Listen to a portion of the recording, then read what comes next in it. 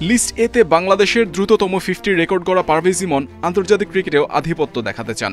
সামনে পাকিস্তান সিরিজ নিয়ে এখনই না ভাবলেও নিজেকে সেভাবে প্রস্তুত করছেন। ঢাকা প্রিমিয়ার লিগে ছুটছেন দারুণ গতিতে। সাদা বলে পাওয়ার হিটিংয়ের দক্ষতায় পারভেজ ইমন বেশ এগিয়ে। চলমান ডিপিএলে শাহিনপুকুরের বিপক্ষে তার 15 বলে 50 দেশের দ্রুততম। রেকর্ড গড়ে খুব একটা ভাবেননি ইমন, তবে দলের প্রয়োজনে এমন ইনিংস স্পেশাল।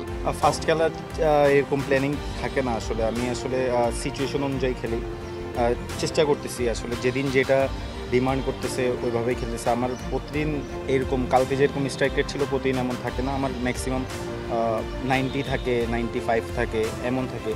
সো ফার্স্ট খেলার ওরকম কোনো চিন্তাভাবনা থাকে না, জাস্ট সিচুয়েশন যেরকম ডিমান্ড করে ওইভাবে খেলার চেষ্টা করছি। ওডিআই অভিষেক হয়নি, টি-20তে খেলেছেন 7 ম্যাচ।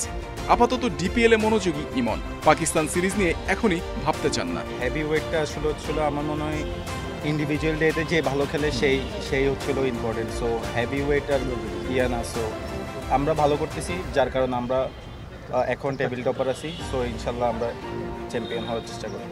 জাতীয় দলে ফিল সিমন্সের ক্রিকেটীয় দর্শন ইতিবাচক ইমনের কাছে। ক্রিকেটারদের কাছ থেকে সেরা পারফরমেন্স পেতে সবাইকে দেন পূর্ণ স্বাধীনতা, যা সাহসী ক্রিকেট খেলার জন্য রসদ সবার কাছে।